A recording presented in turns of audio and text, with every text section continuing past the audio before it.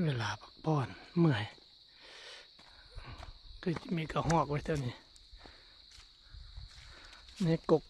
หมากพระเจ้าห้าพระองค์นี่กกอันนี้กกหมากพระเจ้าห้าพระองค์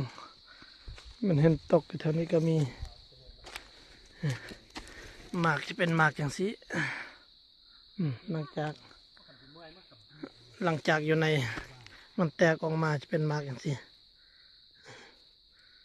หลังจากแตกเปื่อยมากออกไปเป็นหมากอย่างนี้นี่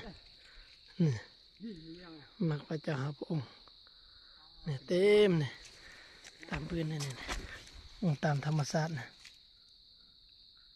นี่ก็แมนนี่ก็แมนนี่นะ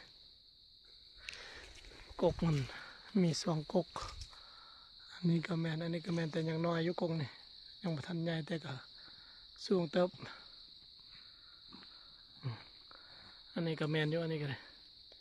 กกกำลังกระเทินยังบ่ทันใหญ่เต็มโตบ่ได้อยากได้มาเก็บบ่เด้ออยู่ลุมฝนเต็มอยู่ลุมฝน